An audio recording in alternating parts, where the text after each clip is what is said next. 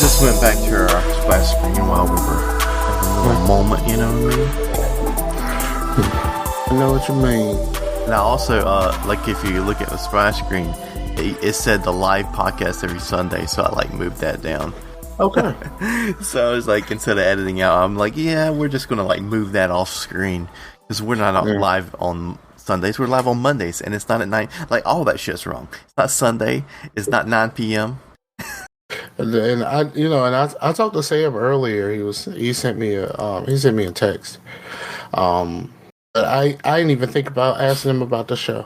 I completely wasn't thinking in that direction because we were talking about something completely off subject. So shout out to Sam. Also, I hope he knows that, like, even if we're already started or whatnot, he can just jump in. I mean, it's always, 8 o'clock on. I mean, he has the permissions in Discord just to jump in through the thing, without having to be let in. Yeah. What about the wheat Jello? There's always room for Jello. All right, you ready? Yeah. I bet the worst, like, people say, like, drowning. But I bet the worst in drowning would be drowning inside of, like, Jello. Okay. Like someone put a giant Jello mold on your head. You watch too many horror movies. Well, I was thinking more like D&D because the what you call it, the gelatinous cube is a motherfucker. Okay. I don't know much about D&D, to be honest. It's not anything but if that I've ever... But if you grasp that in your head, it is a cube of Jello that wants to kill you. It's pretty easy to kill you. Like, I mean, if you're seeing the Blob, I mean, it's not that it's very hard to get away from. it sounds like it. It would be pretty difficult. Yeah. To get away from, I mean, I feel you there, but I don't think I've ever thought about it in that way. I did see someone who did because I watched a video, like you watch a video on Facebook and then they suggest a whole bunch of shit to you. So I watched a video on it was people playing trumpet, something. And so, like, there was this one video where this person decided to put their trumpet into, like, different things. Put the trumpet bell into, like, some water and play into some Jello, into some pudding. It's just different things. I don't know. It was just random as fuck. You know what I mean? Well, it's kind of like those videos so where it's like, hey, like, that, like, some of these guitar videos are, like, geared towards people who don't play guitar. You're like, hey, have you ever wondered what metal sounds like, but without an amplifier? I was like, pretty much every guitarist that's ever guitared has heard metal without an amplifier when they're just hanging out in their bedroom. It's like not something new. Yeah, have you heard that video? And it's Inner Sandman, but like it's like a funk band. They try to make a funk cover of Inner Sandman. But that could work, because out of more of the newer, I mean, yeah, that song it's kind of memey in the fact that, it's the Guitar Center riff that everybody plays, but it's very iconic riff for, 90s Metallica, you know what I mean? I mean, it's... Yeah, it's a band called the North 41. The North 41. I just saw like a preview of it on Facebook, and then I went to find the rest of it, and I watched the whole song on YouTube. It's not that bad. It's really not that bad. I thought it would be like one of those, like, maybe this doesn't quite work, but nope, actually turned out all right. So in one of the guys that I watch, I can't pronounce his last name. His name is Michael Palmisano. He is a guitar teacher, and he watches these videos of people playing instruments, and he just kind of plays along. I think I've seen his stuff sent to me. Algae Rhythm, Yeah. I've seen him react to that video also.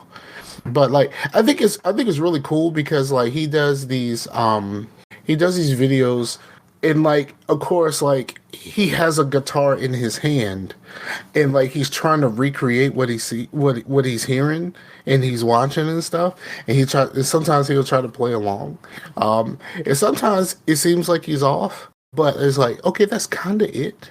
Mm-hmm. It's just he's What's just weird is it kind of brings up a thing is like these like reaction videos to where I've seen people who are like, this guy's hearing Rage Against the Machine for the first time ever, and I was just thinking like, I know why it is, not like, oh man, have you been living under a rock? But no, it's not that. It's that, you know, radio and stuff is not really a thing anymore, and people aren't going to a record store where people are playing music out loud in the store. So everybody has all the music all the time at like pretty much every album they can ever look for. They have access to it, but Right. they don't have someone just playing it for them. So if you don't know who Wesley Willis is, even if it's on, because I was like, man, Spotify's got everything. It's got fucking Wesley Willis, Jesus Christ. But you know what? You didn't really listen to you didn't really listen to the Dream Team, did you? I've heard some episodes, but not like Okay. really listen. Jay from the Dream Team loves Wesley Willis. That is the only reason why I know who you're talking about, and that is some weird shit. I wouldn't say that Wesley Willis is good. I respect Wesley Willis for just doing his thing. You know what I mean? He don't give a fuck. But anyway, like that's just something I come up with that like that's some like out there like really outsider music, and it's on Spotify.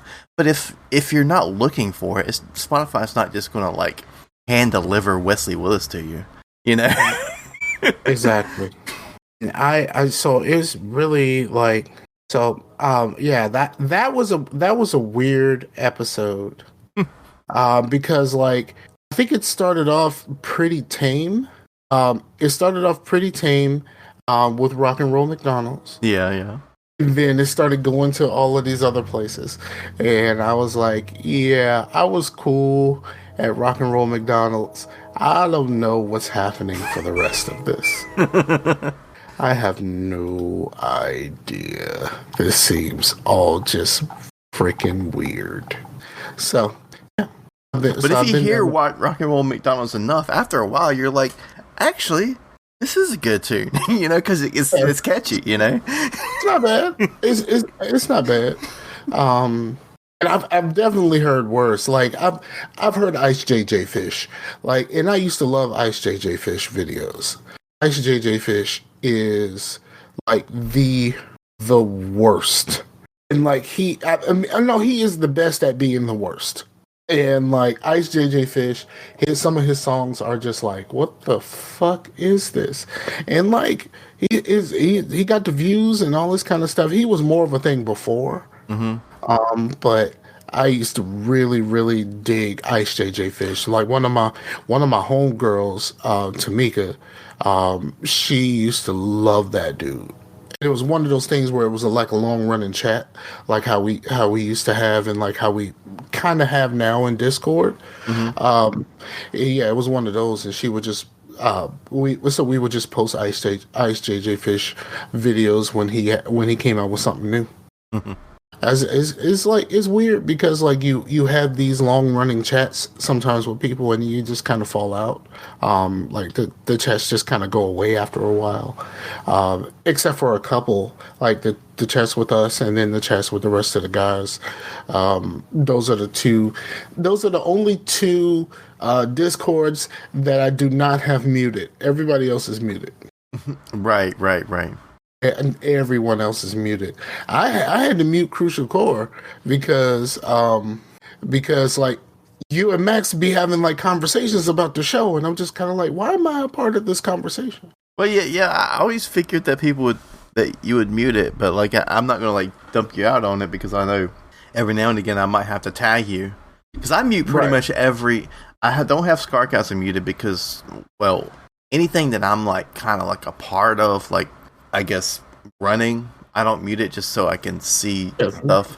But what do you mean kind of running? You run Scarcasm, the Discord. Right. But there's some there's some other things that I'm like kind of running, but Okay. versus running, but yeah, like, but most things I will mute everything other than ats, and well, I'll keep everyone's at everyone unless it's getting like a lot. If I'm getting at everyone's a lot, then I'll have to mute those too.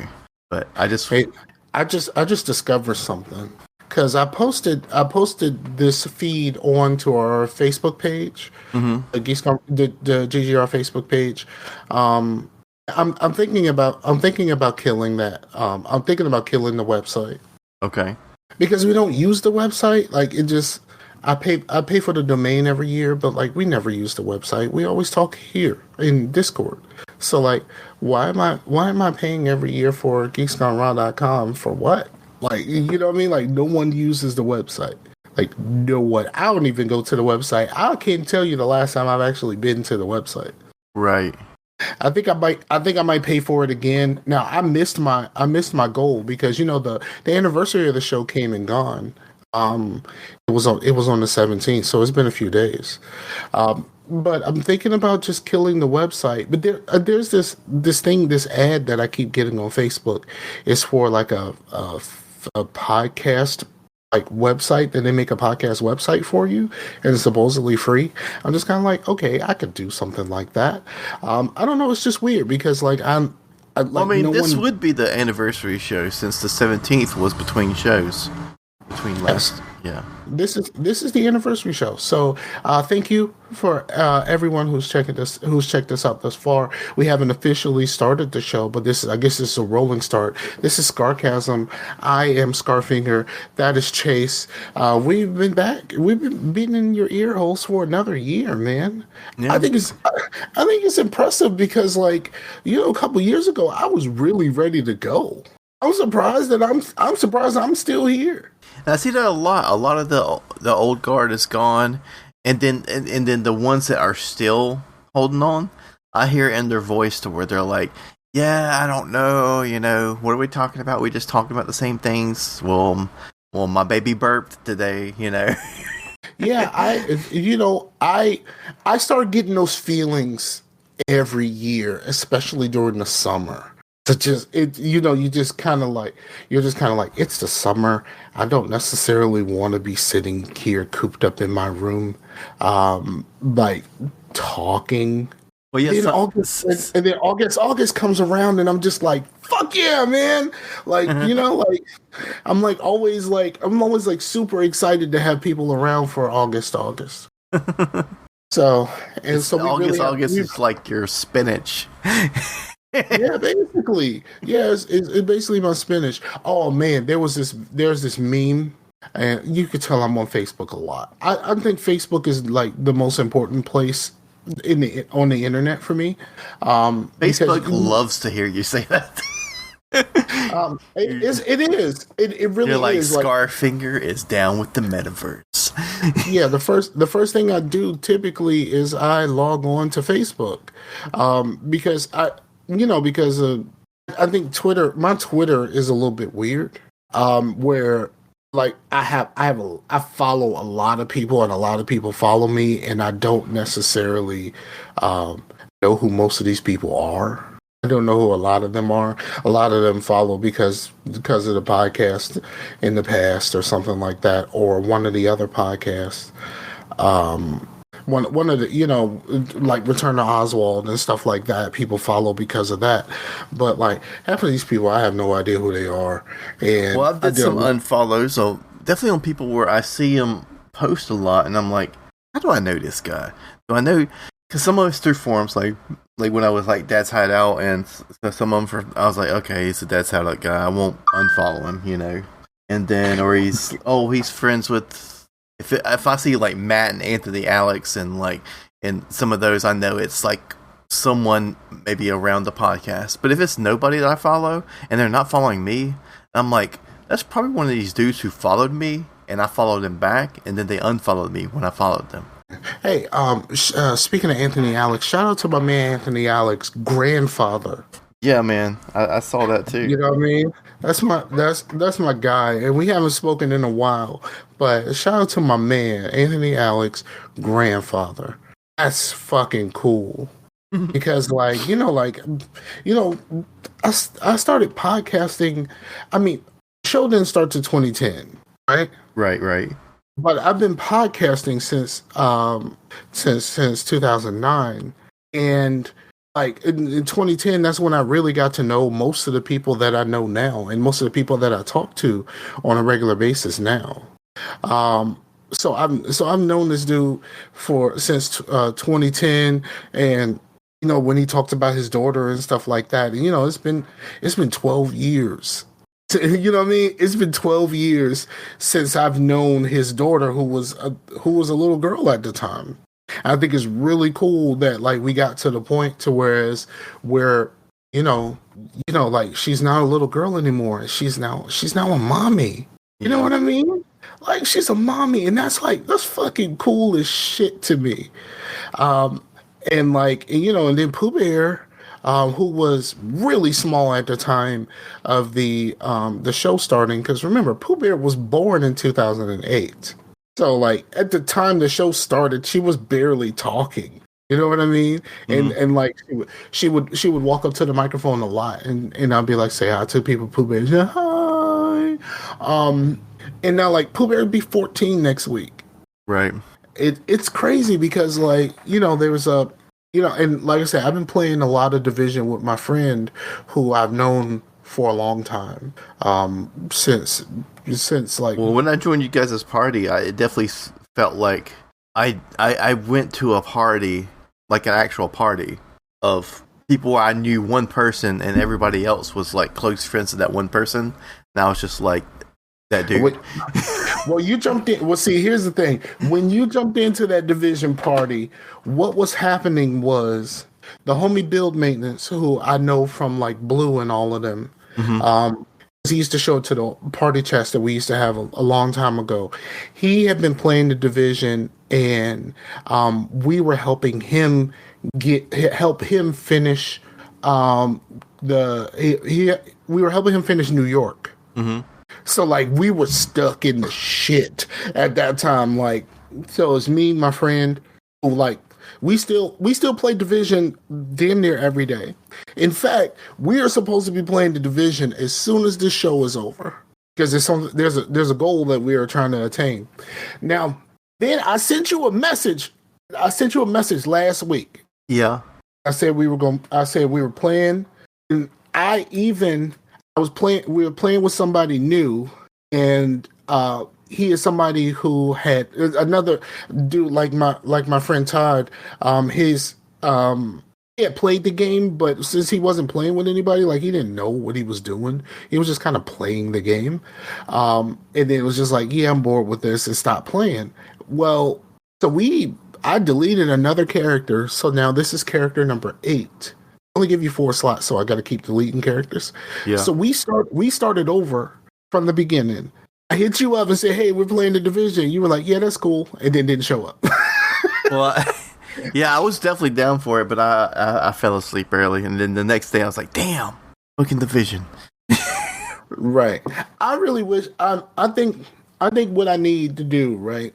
I think I need another Xbox profile just with the Division. You know what I mean? Yeah, but then you had to pay. Oh, well, never mind. Nowadays, gold kind of goes through everybody. Everybody that's on the same box. Man, it was so expensive back in. Did you play on the 360 and have a family that played? Man, I did not. It was only really $60 for me, $60 for Amber, and then, jeez, it was always only really me. So I never had that. I never had that issue. That was $120 a year just for me and Amber to play Call of Duty.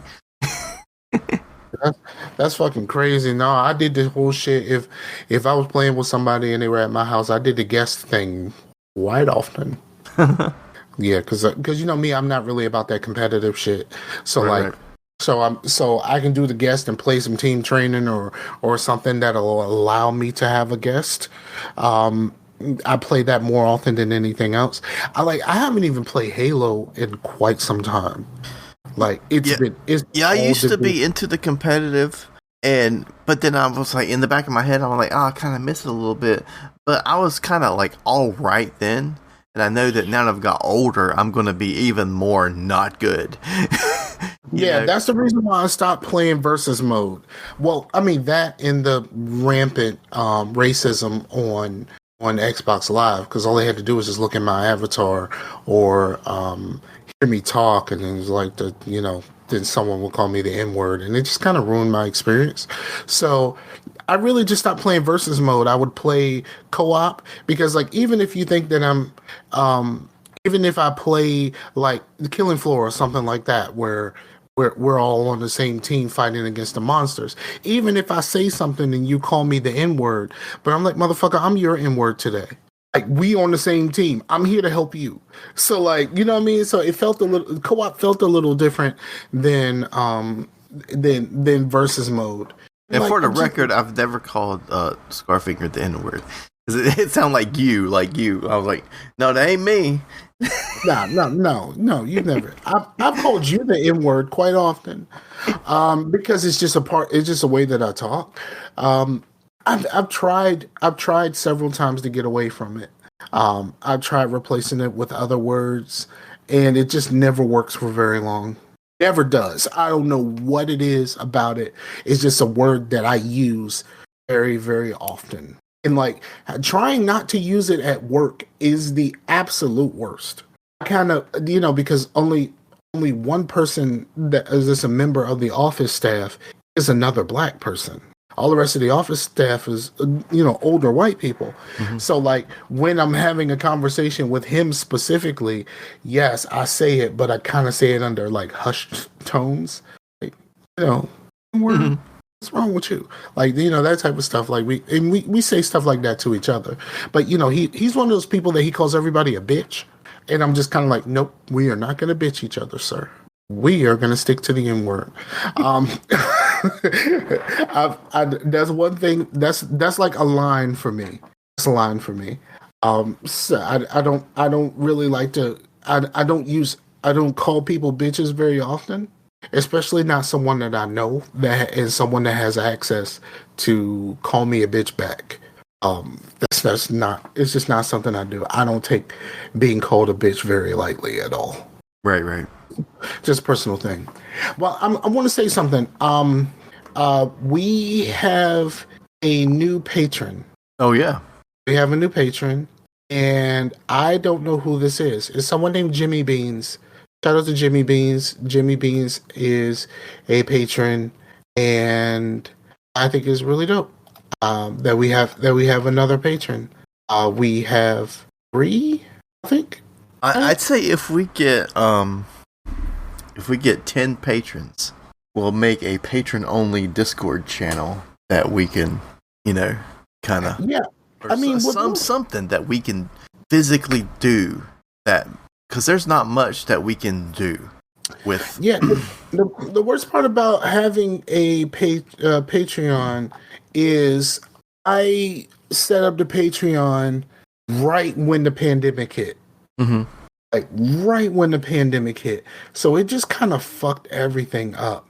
So yeah, it's one of those things to where I wish that it was not as it wasn't as fucked up as it was, because I was offering all kinds of shit. I was offering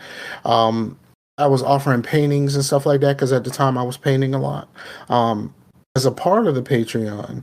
But I think at least one August should be a patron episode. You think so? Maybe. I mean, I'm just spitballing things of like, because you don't want a patron just to be like, oh, you're donating. You want it to be like an investment that you're getting some extra shit, I think we should. I think it should. I think also like the patrons were supposed to be able to like actually like affect the show. That was another thing that the patrons were supposed to be able to do. Like they could suggest things for us to actually talk about. Because remember, we were supposed to get back to like playing a game and watch a movie or something like that for the show. With there are some things you can do with like Discord Nitro for patrons, like patron only, like emotes and like emojis and stuff like that. And I'd have to research it, but Discord Nitro itself is $9 a month. or like $100 a year. That seems to come out cheaper, but still. But technically, we only have 2 patrons at this point. Right. But I'm always just trying to think, try to keep this thing going. Yeah, we have 2 patrons at this point, so I can't, because something happened, and I'm not trying to put you out there, dog, but something happened with Ron Block's card a while back, and I don't think he ever got back in. So he told me about it, and then I think he just forgot. And I ain't really pushed it because I've been very, very bad about this shit. Yeah, that's the whole thing to make us bad about bad about making money and shit is because we feel icky pushing that shit. You know what I mean? Yeah, I do. I really do, because like the hosting for the show costs me $20 a month, and it's $20 on the first. Every first, I get charged $20. At first, it was like, okay, that my first milestone was I want to cover that. Yeah. I want to cover that. But the 2 patrons that we had never quite got there. Right. And then once Patreon takes their cut, basically I got just short of $13 once they took their cut. Right. So we never quite made it there. And then like, if because eventually I wanted to do like a vape box, but that was only like once we crossed 100.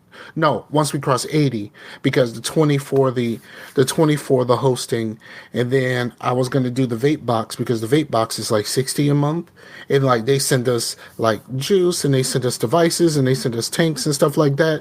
But then that all went out the way when you stopped vaping. Right. Well, I mean, if you want to do something like that, that's like all about trying out different stuff, I'd do it and just be zero. I just don't want to get hooked on nicotine yet. Right, I understand. Yeah. But I'm back up to 6s now. Damn, man. Threes were just not cutting it. And that shit don't make you nauseous at all anymore? Nope. I take to this shit like a champ now. It's weird because like how do you say? It started to get, with me living by myself and not having as much money as I used to have, it's gotten increasingly difficult to try to order online to make it worth it, because like the shipping for the website is like $22 now. After they made all of those regulations that stopped a lot of places from wanting to put vape stuff in the mail. Thanks, Trump. And don't try to blame Biden for this shit. It was Trump. Trump put the shit in the bill where he gave everybody those stimulus monies. He stuck that shit in the back of the stimulus money about like the post office and stuff like that. Not being able to ship out vape stuff. So definitely Trump. But like, yeah. So that's like why that. I think, like, I'm like, how are we going to ever get on board to this the marijuana stuff if we can't even get on board with vape? Right, because like it's really weird, because like now I buy in the store, and like buying in the store is incredibly expensive compared to what I was buying online. Like this bottle right here, Cloud Nerds. This bottle right now of Cloud Nerds, I spent $26 for this bottle. The website that I order from, $10.99. Then there's a $22 shipping charge, which makes the shit not worth it. Unless I had enough money to place a large order. Because I know they weren't the best vape for flavor, but like for necessity, Jesus Christ, you couldn't go wrong with the Dollar E juice. I'd get like 400 and something milligrams of juice for like $20. I'm like, dude, you know how much juice I'd get for $20 in a vape shop? Maybe 60.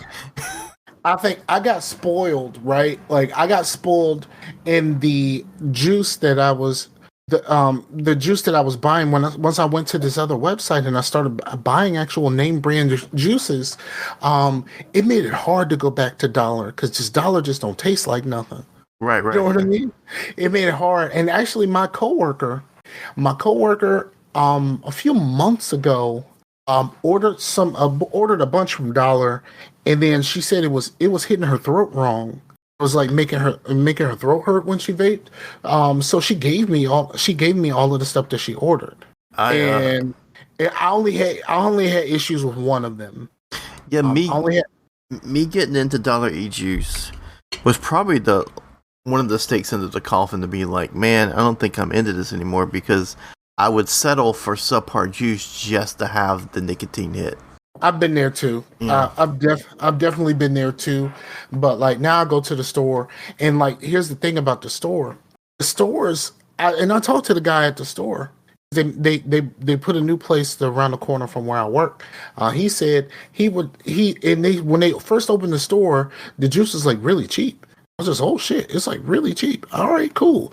And then all of a sudden, all of the prices went up, and he was like, yeah, those are kind of introductory prices, and that's before he knew exactly what he was doing because Virginia has a nicotine tax. Yeah.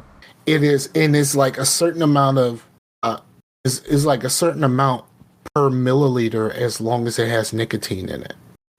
So like where this bottle of juice would probably cost me like $5 to $6 less because of that tax. So they had to raise the prices to cover the tax. And so it's like really, it's just really weird. And like we're talking about vape stuff, we probably lost a whole bunch of people. Because as of right now, it's being the only vapor out of the two of us. Yeah. So how you been, bro? Been good.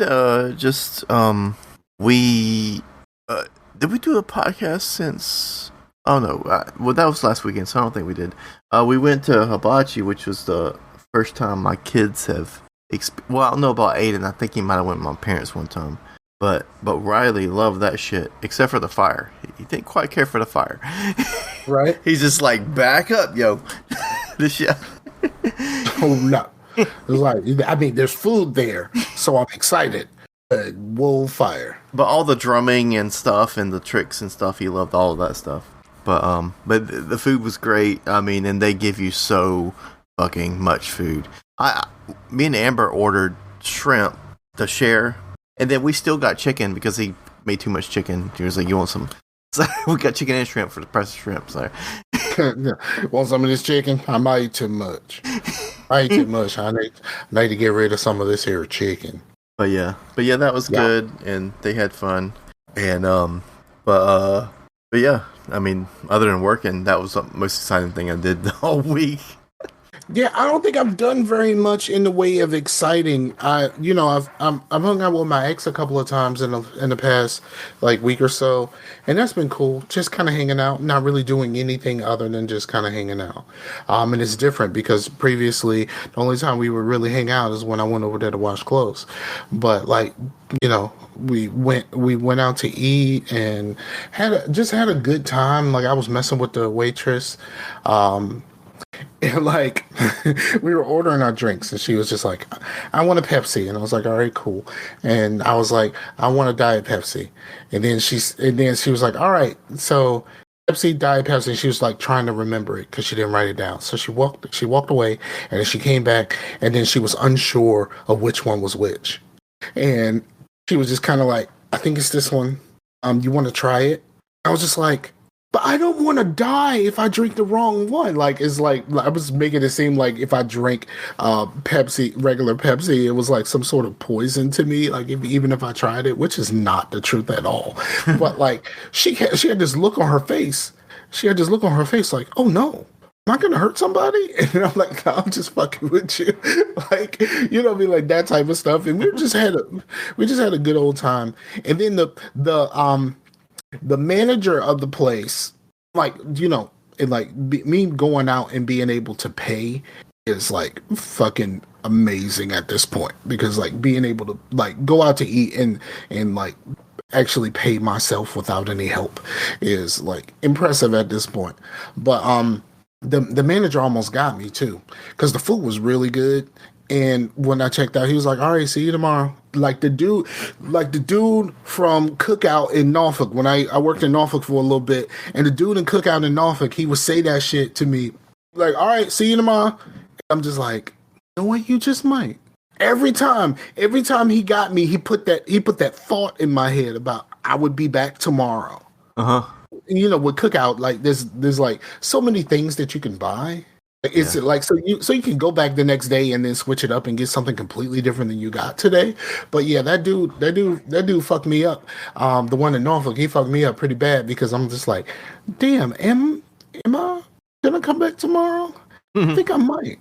You know what I mean? Like I might get some hot dogs with some bacon on it this time. Have you ever had a hot dog with bacon?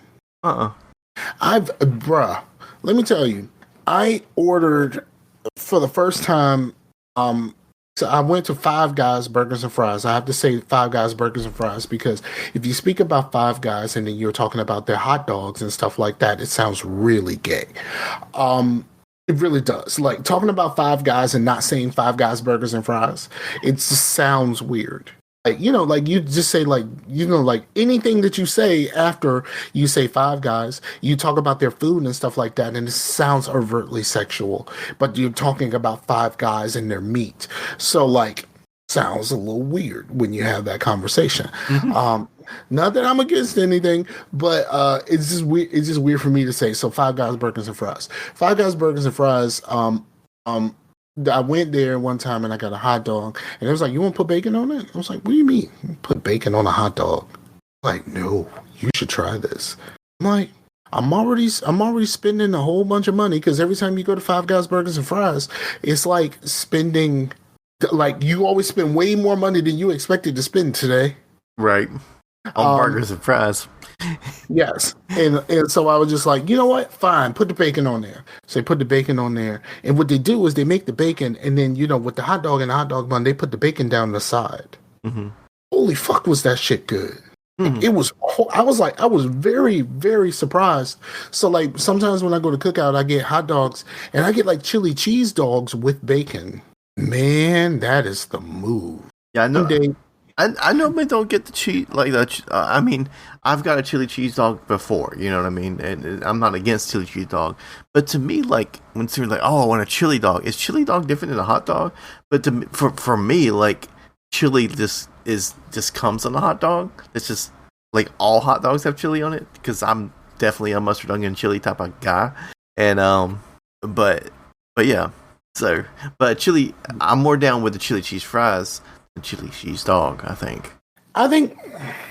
Well, I have love-hate issues with cheese. Well, we both do. In fact, like, man, I was fucked up. I got this pizza, right? I got this Red Baron, and they have some new Red Barons, right? And, Red Barons is like the bottom, like the lowest kind of pizza that you make at home that you should fucking go, right? Like, because you don't really want to go to, like, the Tostinos or shit like that. You don't really want to go that far down. So, like, Red Baron is, like, the line. Everything below Red I go Baron, with the Totinos, man. I don't fuck with no Tostino. Well, no Totinos. No, fuck that shit. I can't do it no more. I just can't. Like, I can't lower myself to eat a Totinos. But Red Baron came up with these new ones, and it's like a thicker crust, and it's like loaded with like pepperoni. So you got like a bunch of pepperoni, right? That you, of course, that you have to fucking rearrange when you take it out of the thing. But also, it has chopped up pepperoni bits. It's just a bunch of that too. And when they say this bitch is loaded, it's fucking loaded. And like I made some yesterday in between rounds of division because I played division twice yesterday. I played for a bit, I stopped, and then I played some more with a different character. And so like I had some, and man, it was great. It's like thick, and the crust kind of comes up on the ends. It's weird because it's a fucking Red Baron, and you're just like, Red Barons are supposed to have this. Right. It was great. And then all of a sudden, I had the bubbles like a motherfucker, really stinking bad, and like I kept having to leave the division in order to go to the bathroom. Every time we stopped, it was like, up, go to the bathroom. And then like my stomach was hurting so bad by the end of the day. And then my stomach was hurting really bad this morning. I was late for work because like I was like, I don't know if I'm gonna make it on time because I keep having to stop and go to the bathroom because it's still bothering me. And I didn't go to bed till like 4:30 because I was getting up and down going to the bathroom. It was like the worst possible experience.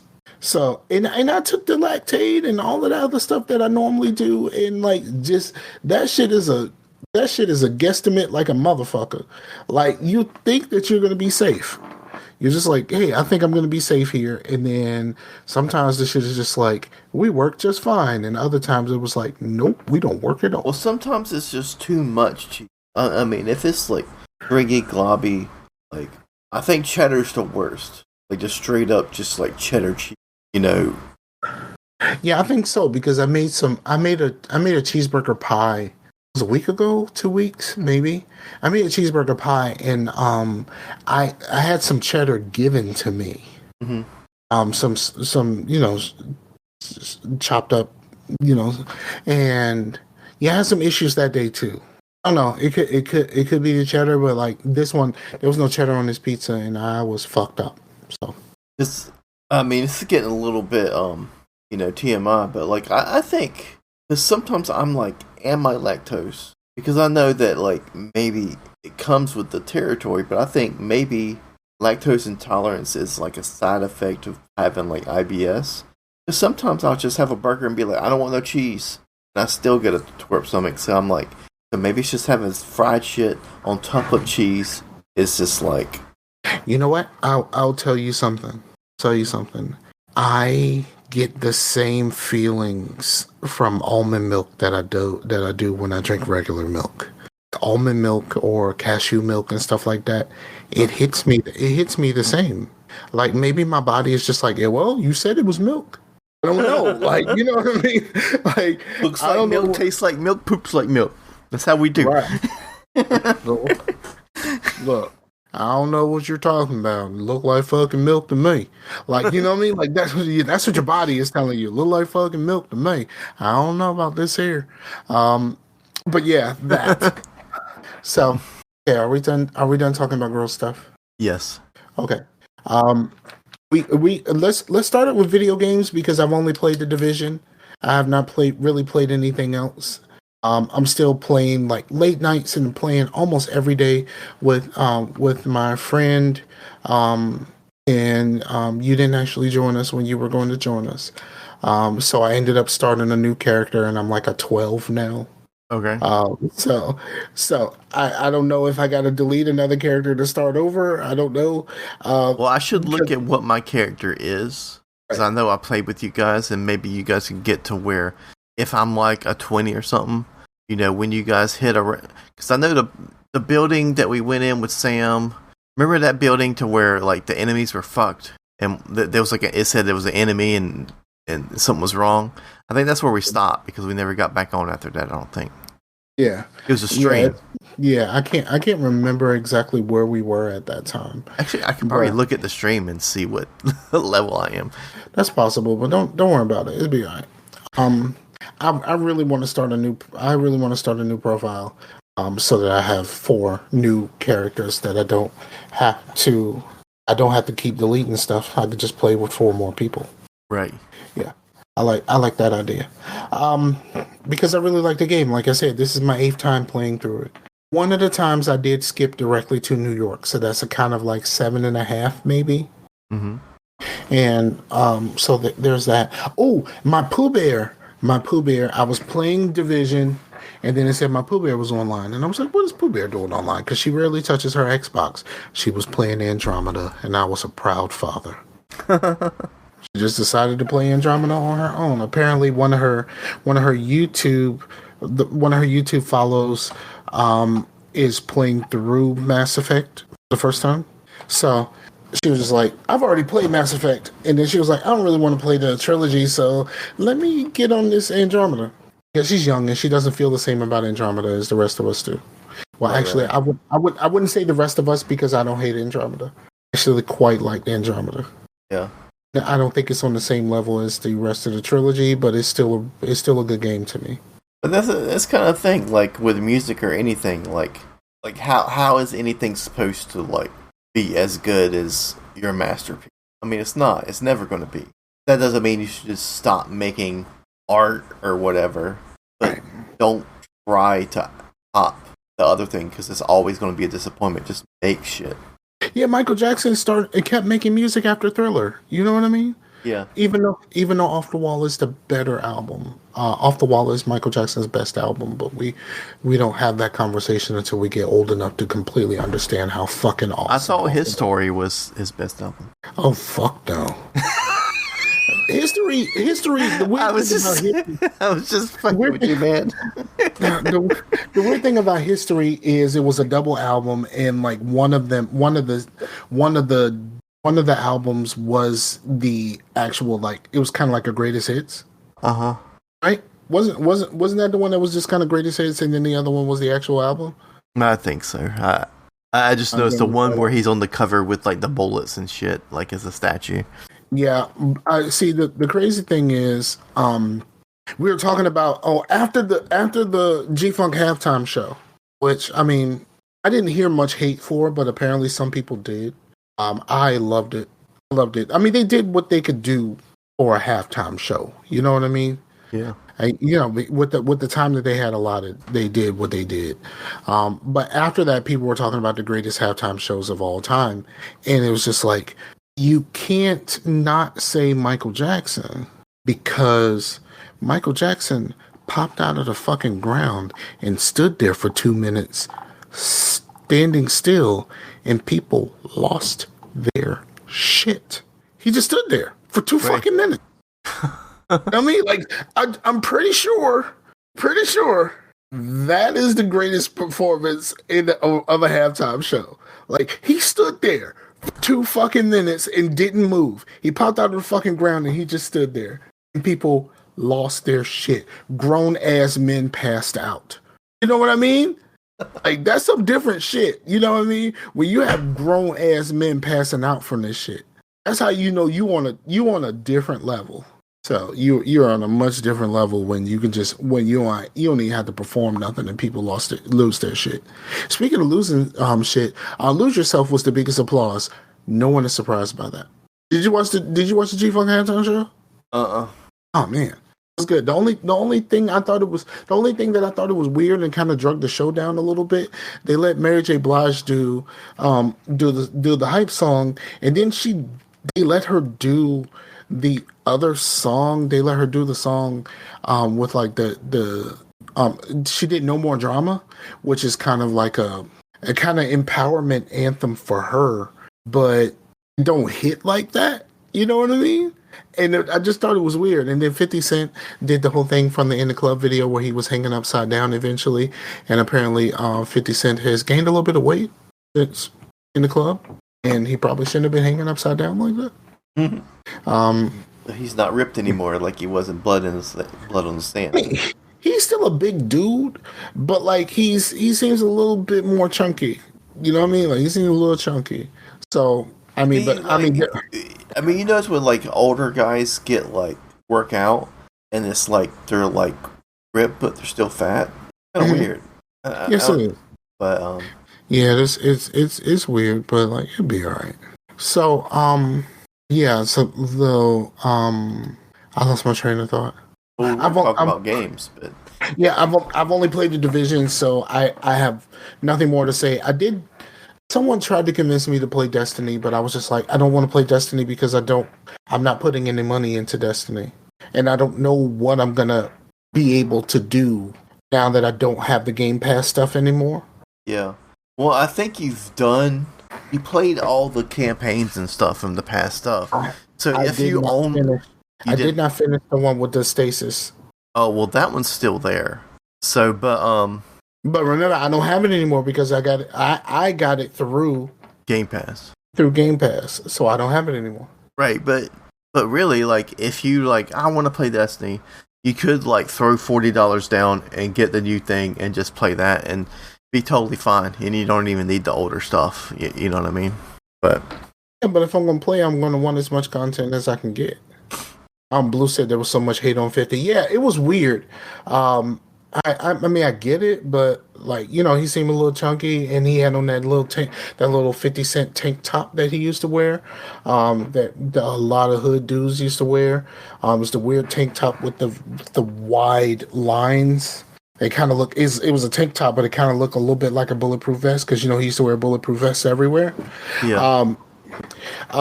Yeah. So Like he had on one of those, and he probably shouldn't have had that on. I would say that's the only misstep to me. Like him hanging upside down, that's cool as long as you can take it, but I wouldn't be trying to perform in the club upside down. It seemed like a terrible idea. Right. Other than that, I'm not hating on him gaining weight or anything like that because that dude has enough money to crush me with his wallet. Yeah. But yeah, I mean, that's the thing about that thing. People are like, oh, I don't know if I can catch up. Everything kind of resets and you do fine. Like, as it's really in your head that, you know, there's all this stuff that I haven't done. Like, you're not starting back in 2014 and having to catch up to 2021. That's not how it is. Because even so, you're going to make a character. They may raise the lowest. There's a cap of the lowest. Yeah, because when I started, it was like 1170 or some shit like that, right? Yeah, like you make a new character, you're going to automatically be. You can't be lower than that because there's no gear that's lower than that. There's no content to support the lower level. Right. Because they're deleting content, which I think is kind of foul. I don't like that either. I was like very on the verge of like, fuck this shit. I'm not going to play anymore. But it's winding down. And if I've been playing since 2014 off and on, I'm not a Destiny tryhard to where I'm like have millions of hours in Destiny. No, I've definitely been off and on Destiny. But I've definitely played every content that's come out and then, you know, like a normal person, played other things. You actually bought the new content, right? Yeah, but I waited until it was like almost coming out. So it's coming out, it'll be out already when this is live. I mean, like, as a podcast format. As of right now, it's coming out tomorrow. Okay. But yeah, so I was like, well, if it's winding down and it's almost over, it'd be kind of like watching a long movie and be like in the last 15 minutes, being like, yeah, I'm done with this movie. It's like, dude, you've already watched 2 hours. Might as well watch the last 15 minutes. I watched a 3-hour Horizon Zero Dawn recap because I'm never going to actually play that game. You know? Yeah. I'm never gonna play that game. So I watched a 3-hour Horizon Zero Dawn recap, and that game seems like it's fucking fantastic. But it's not a game that It's not a game that I really want to play. You know what I mean? Well, it seems like you can do stealth, but I think you can also do like live action, like going loud. But it makes it harder. I did play it. I played the first one. Yeah. I played for like a couple of hours, and then I put it down, and then I just never went back. So I have played the game before. And you know, my trophies show that I have actually touched the game. I don't know about what happened after that. I just kind of lost interest, or like I stopped playing, and then I just never really thought about it again. But I've been watching these YouTube videos where people are just kind of recapping what happened. That story is fucking dense, bro. There's like so much lore and all of this kind of crazy stuff that's happening in that world. And it was just like, I really wish I gave a fuck about actually playing the game. I really wish that I gave a fuck about actually playing the game because the Forbidden West just came out. And like someone did a video of the ending. So I just watched that because I know I'm never going to play the game. And my homeboy got fucked over with Sony and their deceptive practices. My friend got fucked over. Do you know about this? Okay, so, you know, PS5 games are $70. Right? Well, Horizon, if you went past the top thing, if you got the PS4 version or $10 less, your upgrade to the 5 was free. Yeah. So basically, if you buy the 5 version, you're fucking yourself out of $10. Now, it's only $10, let's be honest. But the idea of Sony not telling you that is deceptive as fuck. And the problem that I have is the deception, not the fact that it's $10. Because like $10 ain't gonna make or break most people. But like Can you buy the PS4 version on the PS5? Yes. You just have to go underneath the section because they have everything up top, and then you have to go to like additional versions and then buy the PS4 version and then do the upgrade. So, but yeah, their practice of charging people an extra $10 when they didn't need to, because no one needed to buy the PS5 version You know what I mean? No Yeah. one needs to buy the PS5 version if you buy the PS4 version and get the auto update. See, this is why I'm glad that Microsoft did the smart delivery shit up front. They tell you right up front what games you can upgrade with no issues. All right, this is what we got. You have smart delivery. Once you get a series, whichever one, you're gonna be able to play the updated version of this game. It's fucking great. It's the better way to do this. It's the much better way to do this. Be transparent from the beginning. Yeah. That's all I've ever wanted from Sony. Like Sony is so shitty to me, and like I've never. I'm gonna jinx myself, so let me knock on some wood. I've never had a Sony product that didn't break on me. The only one that's left is my PS4. I said the same thing about my PS3 until that shit broke. I've never had a Sony product that didn't break on me. So I don't dig Sony as a company. I don't have anything against the PlayStation. It's just not my favorite place to play because, you know, I'm more social than my PS5. I mean, my PlayStation friends allow. A lot of them are playing single player games and like don't necessarily want to have a conversation with you while you're playing a single player game. So Right, right. I just kind of leave you alone when I'm on my PlayStation because generally I'm playing something like NBA Live or something like that where I'm pretty much playing by myself because I don't have anybody that plays that game, you know. And then I turned off my PlayStation Plus, so I can't play the game with you anyway. Yeah. So yeah, I'm just not a PlayStation person. I'm sorry. I have a PlayStation, and I'm about to steal my hard drive that I have attached to my PlayStation 4 and put it on my Series S. Because you can only play like older stuff and everything that's not Xbox enhanced off of the hard drive. You can still do that. A lot of people think that you need the enhanced storage that costs way too much for the 1 terabyte is like $220 for a 1 terabyte little card that plugs into your Xbox, which is like fuck, that's ridiculous. Right. But what you can do if you can move it instead of having to re-download it, and this is something for people that have that have data caps like Blue. You can download it to your ass, and then when you're done with it for a while, you can move it to the hard drive. You can't play it off of the hard drive, but you can copy it back to your main drive. You can copy it back to your main drive and actually to be able to play it from there Without using your data, without right? yeah, without using your data. You're just basically you're just moving it back and forth between the hard drives instead of having to download it again. Cool. So I'm gonna do that, and I'm gonna move some of my stuff that's definitely not S in a series enhanced to the hard drive. Right, right. Hey, can you filibuster for a minute? Sure. But yeah, yeah, I've been playing some things, but just trying to finish some on the backlog.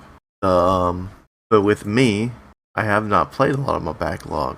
Just kind of like been playing whatever the fuck I want to, which ends up technically being things on the backlog. But the things that I was playing before, like I haven't touched them since like I don't know, fucking Thanksgiving. But getting some new stuff, and you know, like I said before, finished Guardians of the Galaxy. But now started the Crisis 3, which is an older game, and I said before when I was wanting to build a computer like in 2013 or so, I wanted to get something and like have my benchmark of what I wanted to build be something. I'm gonna play Crisis 3, like whatever can run Crisis 3 at ultra settings. And I had Crisis 3 for so long, and I played it a little bit on the Xbox 360, but not on the computer. So I booted it up, and man, the game from 2013, man, that game is so fucking gorgeous at ultra settings on like 120 frames per second. But Speaking of Crytek, I watched a video on Crytek makes Crysis, right? yeah. Make all the cries, Yeah. the Far Cries and shit like that. Well, they made the first Far Cry. Oh yeah, and then it went to Ubi, right? Yeah. Okay. I watched a video on what happened with Rise Son of Rome. I never actually played Rise Son of Rome. It was a Xbox One launch title, and I know a lot of people spoke highly of it. They said most people said it was short, but it was a cool little game. Mm-hmm.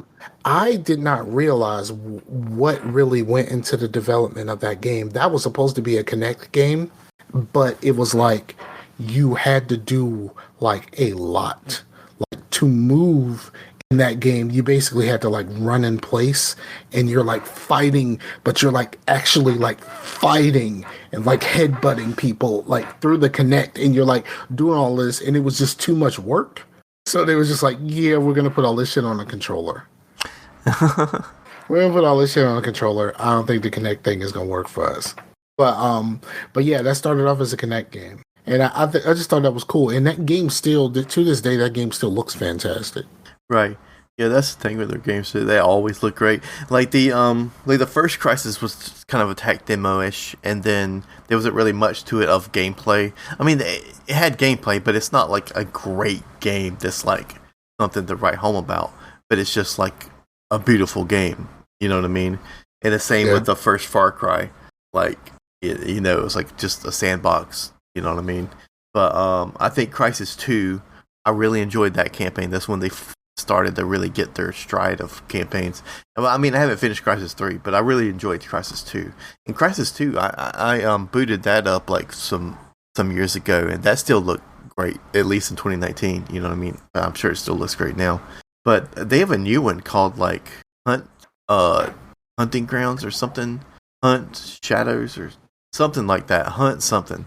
And don't get me wrong, I don't know what you're talking about. But it's one of those games to where it's like there's real people and there's also NPCs.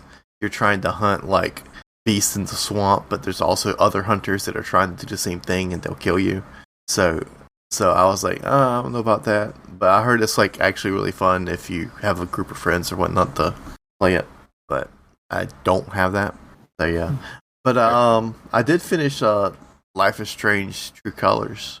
How'd that go? I do have a video set in my watch later where it was everything right with or everything wrong with. I think it's everything great about that game.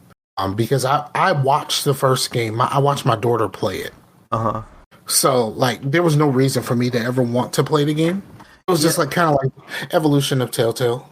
Yeah, I enjoyed it overall, and like I think I don't really want to say anything bad about it because everything that was happening, I was like, man, this is fun. I enjoy it. I enjoy this town or whatnot. But there's something about like I know that there was a darker undertone of like people lying and stuff. But even on top of that, it just seemed unrealistic how like together the town was. Just think of like a town like Mayberry to where everybody knew each other and everybody was cool, but Mayberry was like in like 2021 and they were like totally cool about having a weed dispensary and and totally like gay friendly and like all this stuff and like all the shops were closed down so you can have a LARP in the middle of the town. What? A LARP? Yeah, and I'm like, this is totally unrealistic. There's going to be people that are like, this is fucking stupid. I'm not doing this. I don't want to do this. I want to go home. You know what I mean? So there was some of that where I was like, this isn't really realistic. But then it does do a thing to where like, oh, this is a perfect town. Yeah, I mean, because it's like, it's one thing to be a weed-friendly town these days. Because you still have weed detractors. There's another thing to be gay-friendly. These days, because there's always going to be dissenters. There's always going to be people who are not about that life. Yeah. But LARP friendly? That's where I draw the fucking line, buddy. Yeah. That is the name. That is the... Now, lately, I've been fucking up the show title, and I keep forgetting, and then I throw a show title on, like, after the fact. So... I have to remember that I need to get the show title while I'm in the show. So LARP friendly is it right now. but yeah, so yes, there's like lying going on and it's not as great as it goes along, but I think what they were presenting as the perfect town was still too perfect to like pull off even for lying motherfuckers. You know what I mean? It's kind of like how I feel about I feel the opposite about like Tyler Perry stuff. Uh-huh. Right? Tyler Perry stuff is usually a like family or like members of a family. And like this small group of people seems to have like all of the problems in the world. Like, you know what I mean? Yeah. Like they have just this small group of people seems so fucked up, and they all having all of these problems, and of course most of the shit gets solved by the time whatever movie or play that you're watching gets done. It gets solved because they all went to church. Yes. Or they met light skinned people. They met light skinned people. Light skinned people make everything better in Tyler Perry stuff. Yeah, I saw an interview with Spike Lee, and he was not feeling the Tyler Perry movies. No, he's not. I believe those two have had a conversation since. Oh, okay. So I believe they have had a conversation since, but like yeah. So, but yeah, I know exactly what you mean.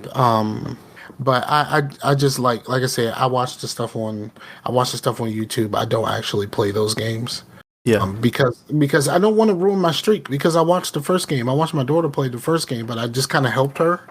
And I just kind of let it be. So I just figured I would continue my streak, not playing those games but watching them. That's a weird streak to try to be like, yay me, I did something. By not doing something. Bro, I watch so much YouTube, it's ridiculous. I watched a 3-hour Horizon Zero Dawn retrospective. Like, let's be honest here. Right. I'm deep in the shit right now. Like, you know what I mean? I got 1,000-yard stare when it comes to this. But yeah, I started Crisis 3 after the Life is Strange because I was trying to figure out what I wanted to play next, and I was like, I think I'm going to go back a little bit further back and play Crisis. And when I booted it up, I was like, dude, this game could have like released this year. Like, normally I feel like I'm be like, oh man, this is fun, but I can definitely see it aging. But man, that game looks like a 2021 game. Like, it looks good. That's awesome. And then you got a new video card, right? Yeah. I kind of did the whole blue thing because because remember he said, I had to settle with this better one or whatever. You say settle, but it was kind of I was looking for basically the same thing where I was looking for a 6700, and I settled for a 6800 because they didn't have 6700s, and I didn't want a 6600, which was basically kind of like what I already had. You know what I mean? It was the 6600 was a little bit better, but it wasn't the merit of buying something new. But yeah. So yeah, this is definitely an upgrade. Like, holy shit, I'm getting all the frames. So, speaking of that, like, I mean, I've said on the podcast before that I'm not really I'm down with like really good graphics. Like when I was talking about Crisis, like I'm like, yeah, man, it looks good. Like I'm not gonna like, fuck good graphics. I only play pixel art. I'm not gonna be that guy. But I'm also definitely more online. I'm definitely that guy. You're definitely one that's going to pick pixel art over good graphics. No, that's I'm the opposite way. I'm saying fuck pixel art. Yeah, but yeah, I'm right. But I'm definitely more along the lines of frame rate over graphical, right? Because I want my gameplay to be smoother rather than my picture to be prettier. But that tested me with this new card because I actually experienced the ray tracing and stuff. Because at first I was like, is this kind of gimmicky or whatever? And then I heard that Control, I've played it before, so I didn't like boot it up to really play. I was just like, well, I've heard that Control is the showcase for ray tracing. So I booted that up, and oh my god. I mean, yes, it hits your frame rate something fierce. I was barely getting 30 frames per second. But so I probably couldn't play that way. So once they get to where they can make it to where does it have the performance hit or something, the technology catches up with the technology. That is something special, man. Like, holy fuck. Me and Amber both were just I've seen yeah, I was like, oh man, that looks good when we watched a 4K movie or whatnot, or oh, that looks great when I got a newer graphics card. But Blue just started playing Control. so, so I just popped up maybe. But anyway, the you saw it on here. yeah, I saw it on GOG that he started playing Control. But Yeah. but I'd be like, I can see the merit in that, where I'm like, oh man, that looks cool. But the last time that I was like wowed was like when we first saw HD, like in like the late aughts, and like you first got your first. Blue say he still doesn't see the difference. I don't know, man. When we first got, I was wowed then, but ever since then, it'd be like, oh man, that looks cool. And then when you go back, you're like, oh man, you kind of see it going backwards more than going forwards. But I was pretty wild. Me and Amber both were like, holy shit, look at the reflections and how the light refracted off of the fucking streaks that the dude is making while mopping. I was like, holy fucking shit. Like, that's some detail.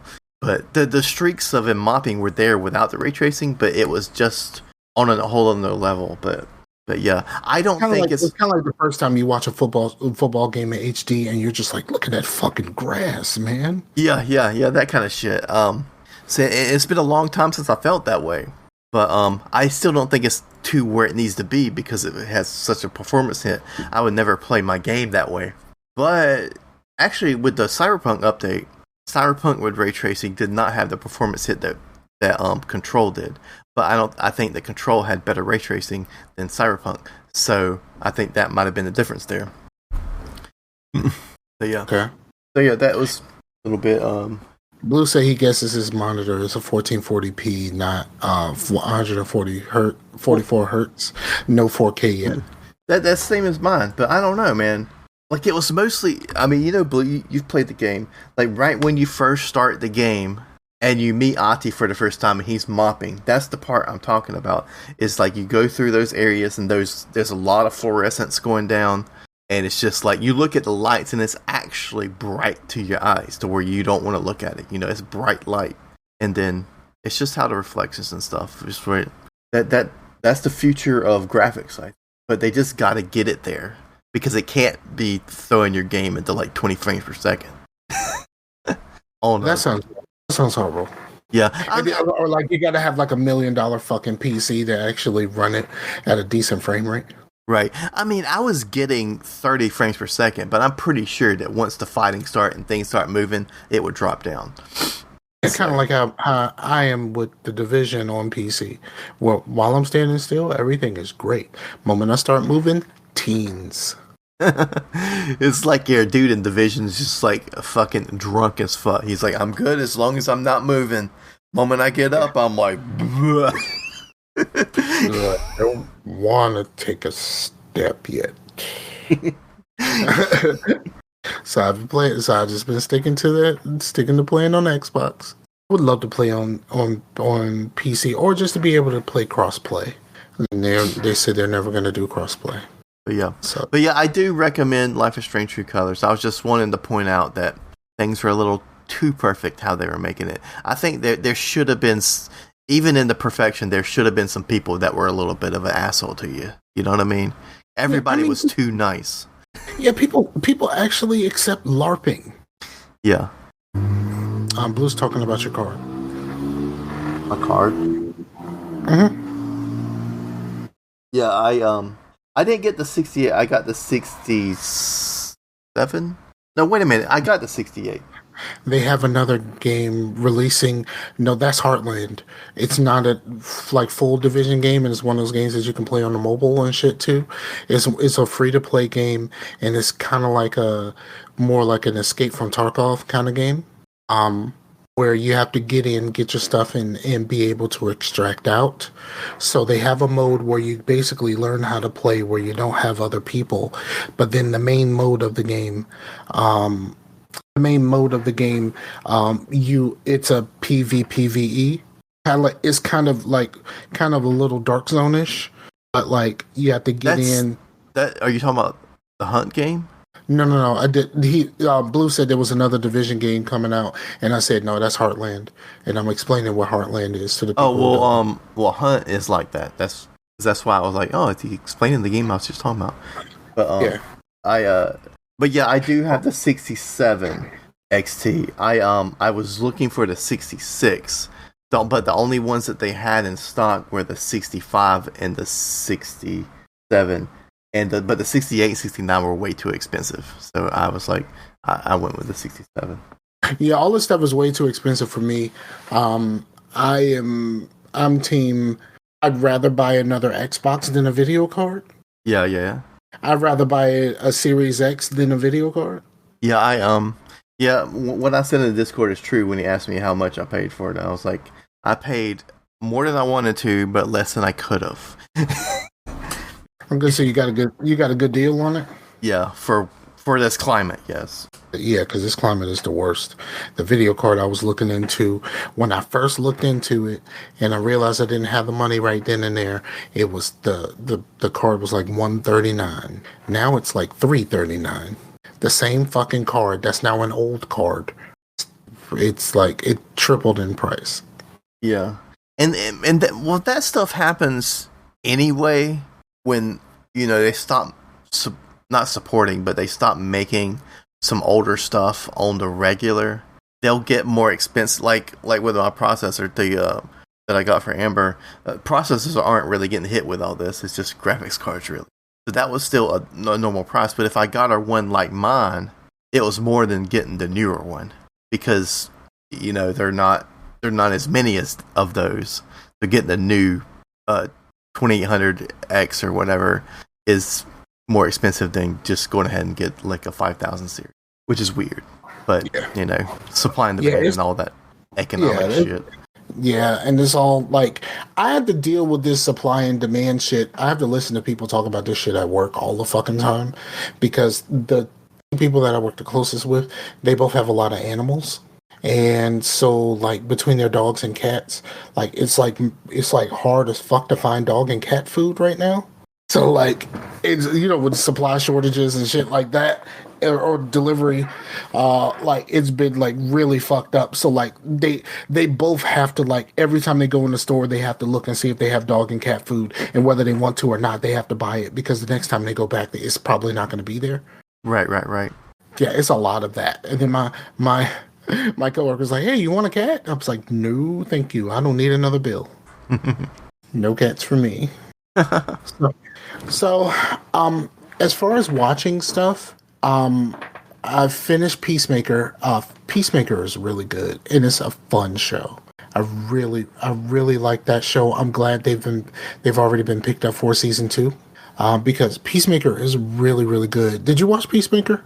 Oh, you should. You should do that. Remedy that situation as soon as you possibly can. So Peacemaker is good.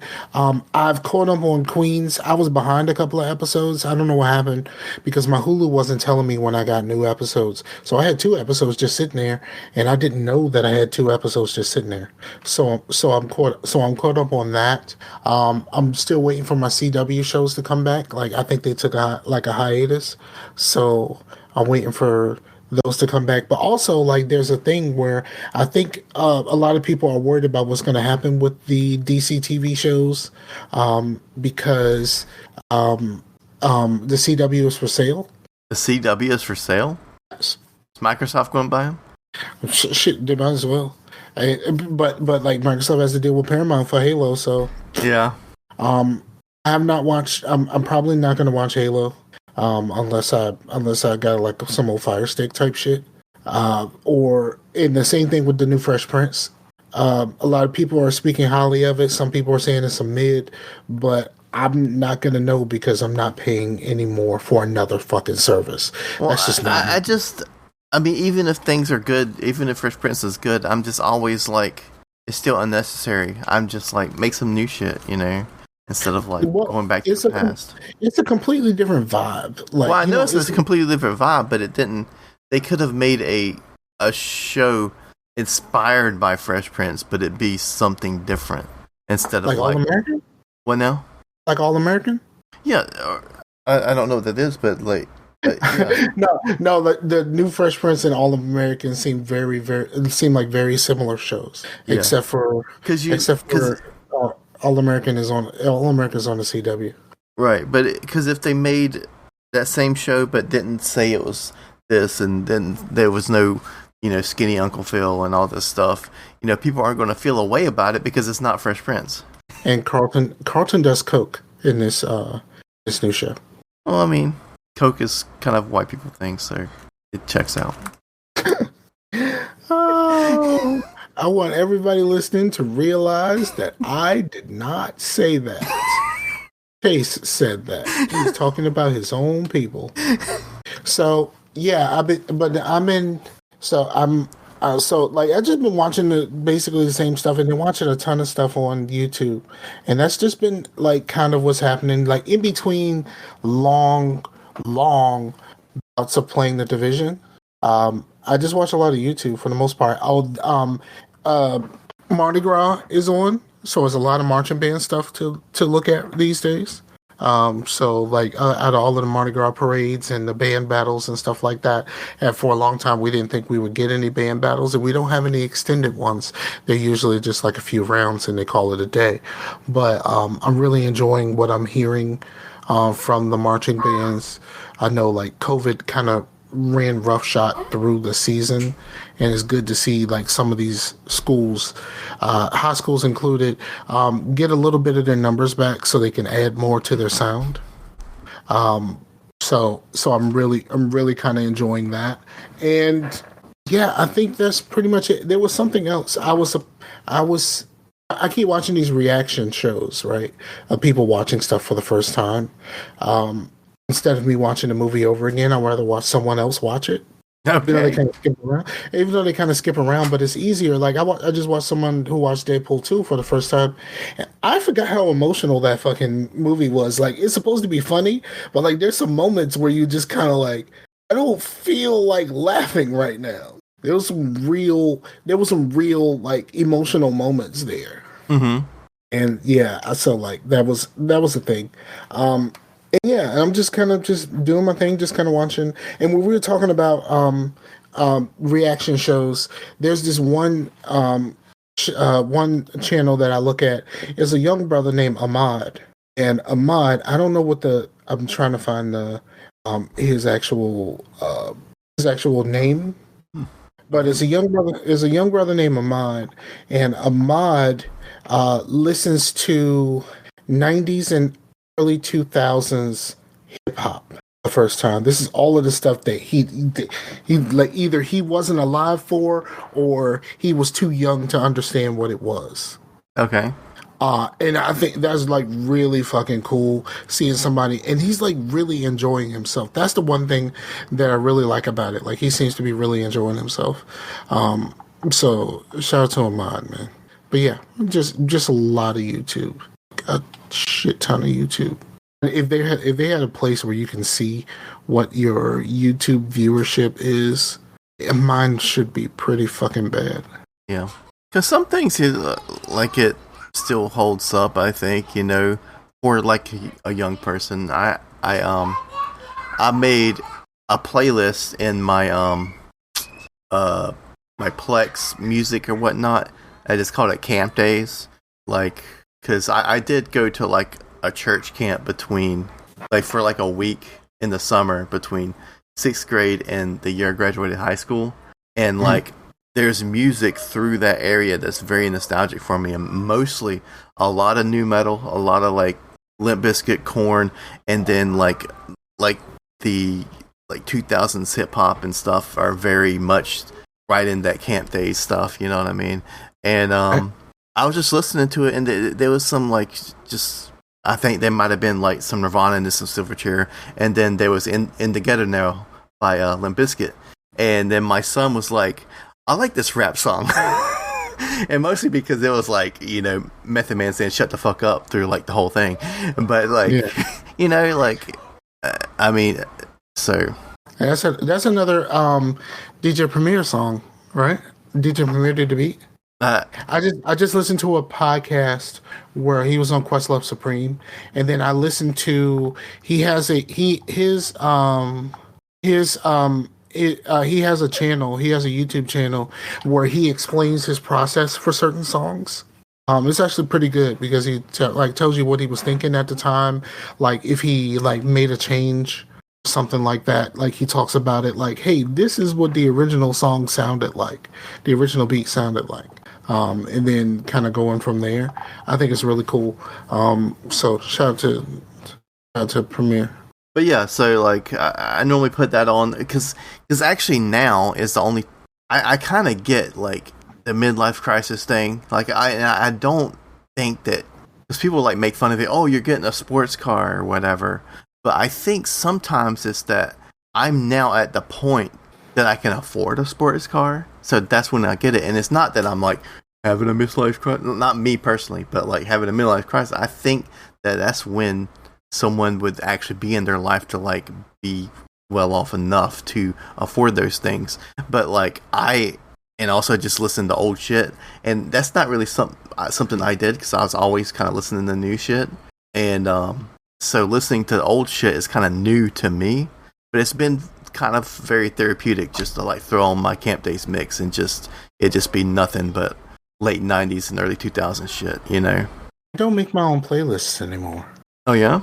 Because what YouTube Music does is like all you do is you just like find a song that you want to hear. Mm-hmm. They will automatically make a playlist for you. Right. So, but I find myself a lot of times when I'm just in a music listening mood.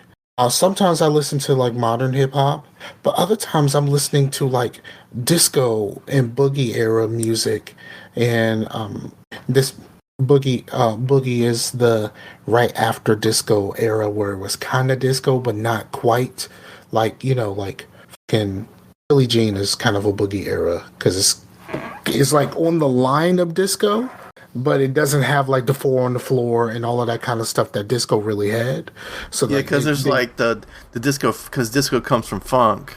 There's the funk that's kind of going towards disco. Then there's disco, and then there's the boogie, right? Yeah, and you know, early Michael Jackson is basically futuristic James Brown. Mm-hmm. So like, you know, it was that aspect of it too. Oh, do you know the most sampled song of all time? It's the Amen Break, right? Yeah, you know your shit. And actually, I think that's most. I mean, yeah, because of NWA, but like, it's like one of the most notable ones. But it's the Amen Break is responsible for a whole genre of music, right? Which is like drum and bass. Exactly. Yeah. Of course. So, you're talking to me. You talking to me about music? Like other than fucking country music, I can get into pretty much anything. Yeah, I was having a discussion at one point. We were like, "What's the difference between jungle and drum and bass?" Because it's pretty much the same type of music, and it's basically like musically it's the same thing, but if jungle really has a kind of a political feeling about it, when drum and bass is just jungle without the political feeling, you know. But it's like, but the difference is like, drum and bass heavily leans on the amen break, and jungle kind of goes without it and adds a lot of like sound effects and things like that. Like, you know, like you get like shit like animal sound effects as a part of the beat. Uh-huh. but drum and bass heavily leans on the amen break. Like it's so many songs that have the amen break in it. And I did a show. We did a show on Single Serving Podcast, which is now defunct. But we used to do a different type of show every thing, and one of them was was about like samples and where samples came from, and we had to do it. It was an argument podcast where it was not an argument, a debate show podcast, but it's like there was like specific rules for this debate. Like, we're using this rule set for this is how long you have for your opening argument, this is how long you have for your rebuttal, and things of that nature. And I won that argument with the amen break. Oh yeah. Yeah, I think it was the idea that the 70s is the best place to go to for samples for other types of music. And I was just like, well, the Amen Break is the most sampled song ever, and it was not in the 70s. So right. The because the one thing that I was thinking about that because sometimes I'll like think about a band or something, then I'll just like kind of like read through their Wikipedia and be like, oh, I haven't really thought about them. But there was a band, most people probably know them because of Mississippi Queen. They're called Mountain. Way down around Vicksburg. Well, they had around Louisiana Bay lived a Cajun lady called a Mississippi Queen. I've had to sing that song in Rock Band, I don't know, a million times. For some reason, I can't quite sing that song the way that it's supposed to be sang. So even when if I play on anything other than medium or normal for Rock Band, I keep getting notes wrong, and I don't understand what I'm doing wrong. But the because I got it on it because sampling is because a heavily sampled song is their song Long Red, and that song was sampled like a whole bunch of times. Not as much as Baby and Break, of course, but like it was a lot. But if you listen to it's like a recording at Woodstock, and if you listen to it, you're like, yeah, that's definitely hip hop. Yes, I'm looking at this, and it's on Who Sampled, right? Yeah. Sampled. It says this song was sampled in 799 songs that they know of. Yeah. I mean, but I mean, like, the most sampled artist, of course, is James Brown. But that's because like he has like a lot of songs that have like a ton of samples. Yeah, but people like that's what it called the break, like the break beat, because the song will break down and have this like drumming, like the break. You know what a break is, and then the hip hop will be like, well, let me just have two records and just do this over and over, and that will be our song. You know what I mean? Well, I mean that's the origin of hip hop. Yeah. The idea that they would have two other records and they take that break and they extend it by switching it back and forth and rewinding one part to keep the break going, because that was the way of keeping the party going. Mm-hmm. And the cool thing about where the rapping came from is like it used to be. The DJ would hand a guy a microphone and like tell these people how awesome I am while I do my thing. and then those became a song. Yeah, but they're the master of ceremonies, right? The MC. Right. So they it was really like the DJs were the star of the show until the MCs started actually like rhyming and all of this kind of stuff. And it was just kind of like the original intent was tell these people how awesome I am. And then, while you're playing your breaks or whatever like that, it was like, oh, I could say something to this. Well, I was watching a DJ named Edon, and he actually sometimes DJs and raps at the same time. Like he'll do his thing with one hand and hold the microphone with the other. I've seen people do that. But also I want to say shout out to Cool Herc, who is the first person that we are aware of that decided to extend the breaks in that way. Shout out to Cool Herc. But like I've seen someone do that. I've actually seen Will Smith do it with a he had a little small DJ set with a laptop, and then like he was like kind of scratching and just kind of doing his thing, and then he made a loop. And then started actually rapping over the loop that he created. Mm-hmm. Will Smith is fucking dope, man. Like, come on, man. Will Smith is fucking dope. I know a lot of people think he's corny, but Will Smith is just fucking dope. And like when he was on Questlove Supreme a few weeks ago, like his outlook on life right now is so much different than a lot of people. But you know what it reminds me of? When Jim Carrey was just saying all of this stuff and like people started thinking that he was cracking the fuck up. Mm-hmm. It's like they both found that place. But like the way that Will Smith's charisma carried him past the point where you would think that he sounds like he's crazy. Mm-hmm. But I mean, it turns out Jim Carrey was right about a lot of that shit. A lot about it, like how you live your life and what's important and what's not, and like that kind of stuff that he was really discussing at that time was like super important to the world, basically. And like right when he was on top of the world, he was on top of the world. He kind of like started shying away from like because at one point he was the highest paid actor, right? Dude, if you look at like a lot of the quintessential Jim Carrey movies, they all released in 1994. It was like that year he like did like 4 or 5 fucking movies. Yeah, his run was just as long as the Confederacy. You know what I mean? Like they say, so and so has lasted longer than the Confederacy because the Confederacy was like 4 years. Yeah. Really? So like his run was just as long as the Confederacy. But like yeah, he put out that run, and then like he started being in these like big time movies, and at one point he was the highest paid actor. Like think about that. Jim Carrey was the highest paid actor at one point. Mm-hmm. That's crazy. Like just a comedic dude that used to be in fucking Once Bitten is now the highest paid actor in the game. That was crazy. And like Once Bitten, and then eventually In Living Color and stuff like that, where he played all of those characters. But I think that's In Living Color is how people actually got to see him, for stuff. Because like In Living Color was huge. Like I don't know how big In Living Color was to you as a white person, but to me, In Living Color was everything. Because like Monday morning at school, that was all we talked about. What happened there, what happened on In Living Color. Like that shit meant something to us. Mm-hmm.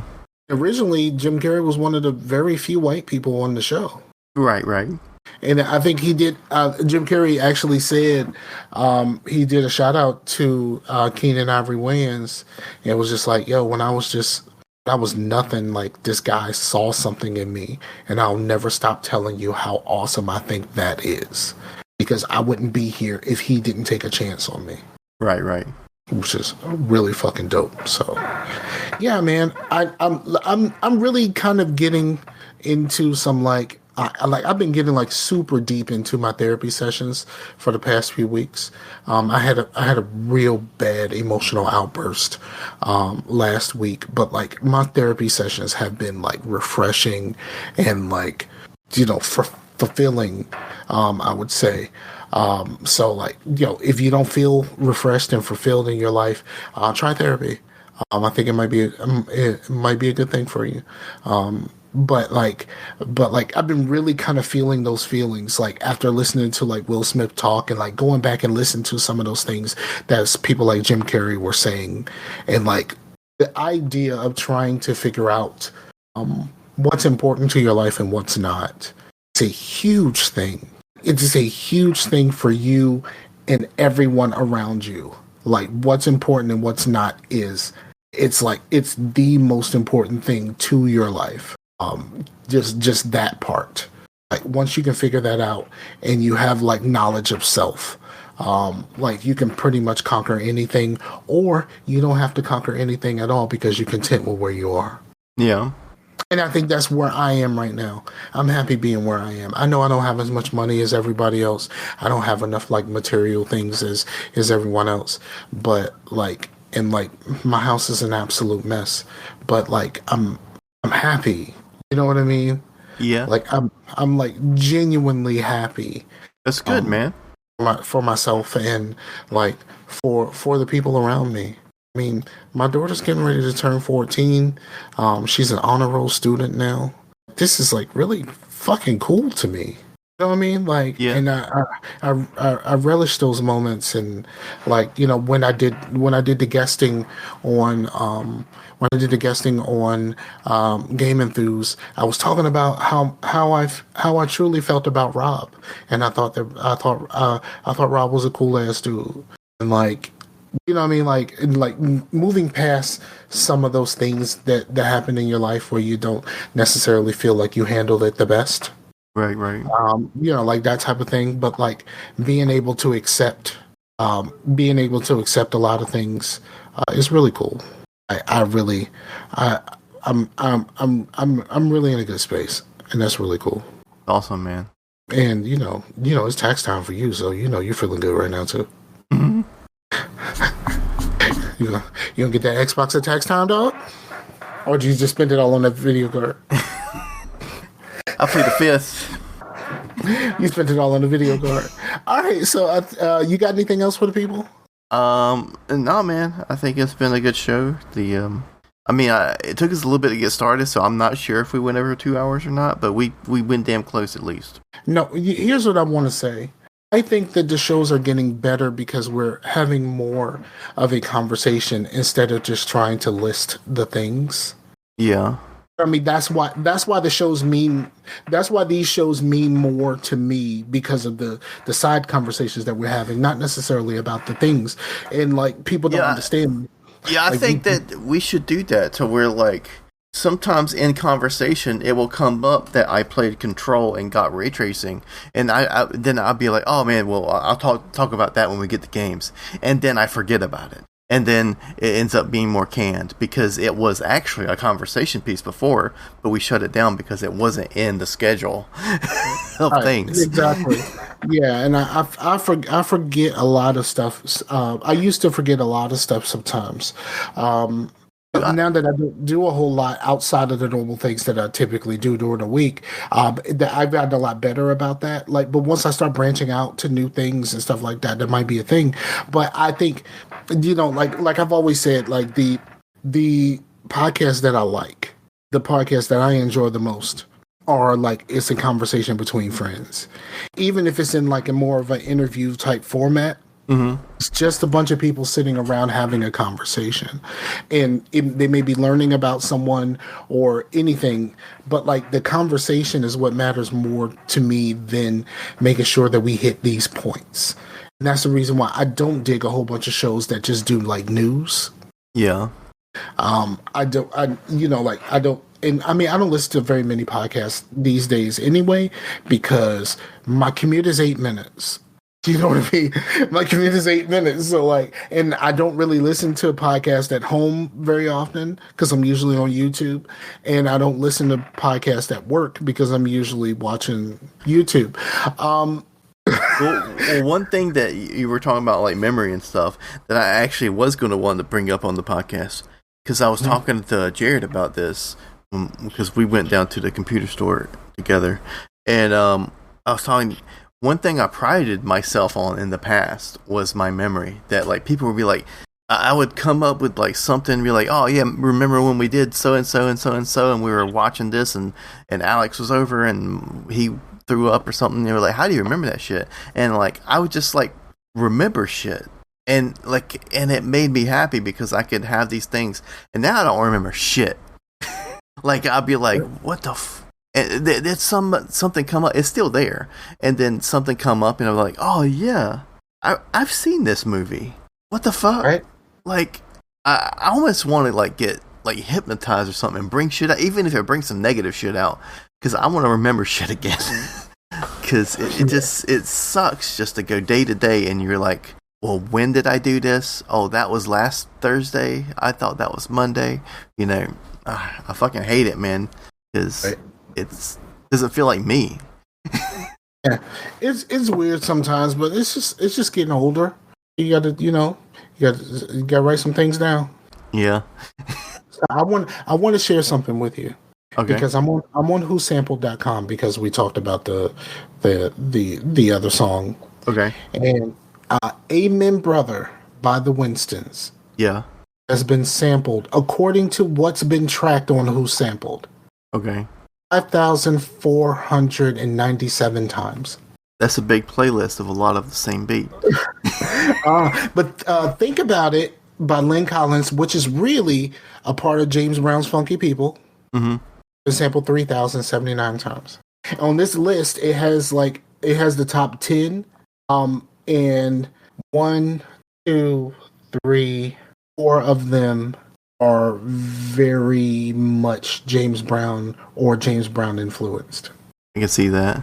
And that's the top 10 of all time. Well, they say James Brown's the godfather of soul, but like, I think he is also the godfather of hip hop.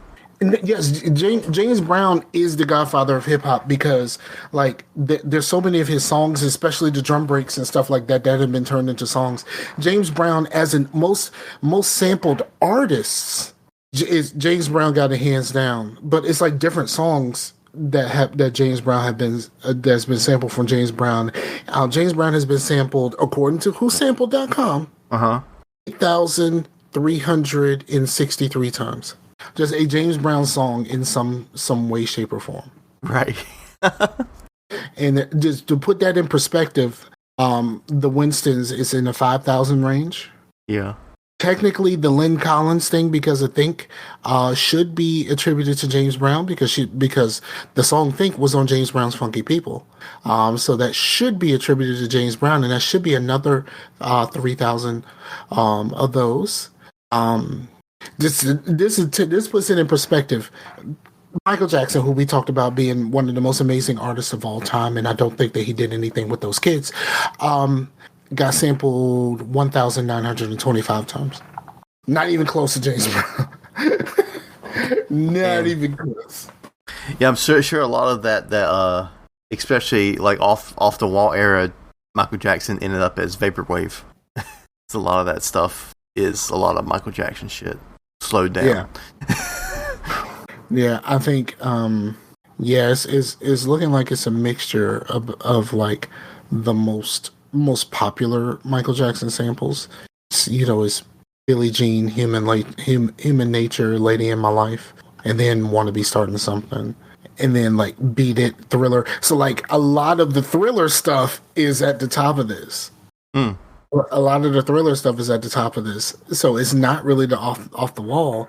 The like Rock With You and Can't Help It are down at the bottom of this first page, but 57 pages songs that have been sampled. So you know what I was thinking. I was talking to someone. I was talking to my friend Todd that I play Division with, and we were talking about samples. He's a Nas fan, and I'm not. But I forgot that from Illmatic, It Ain't Hard to Tell is a Michael Jackson sample. I didn't realize that it was a Human Nature sample. It's like right there. Like, you're paying attention to Nas's words. Nas is the person that you listen to for the words and not necessarily for the beats. Right. So, like, it's been right there this whole time, and I had no idea. Also, Make Him Say, Apache sample. And you want to know something crazy? Here's the craziest thing, and I learned this from Jermaine Dupri, because Jermaine Dupri was behind Crisscross.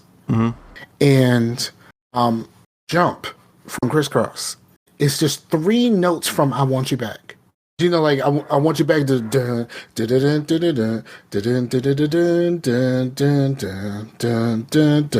like that. Jackson 5.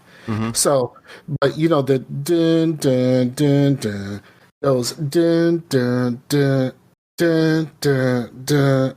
It's Jump, Crisscross, and Make It. It's just those 3 notes. It's just those 3 notes. He took those 3 notes and stretched that bitch out into a whole fucking song.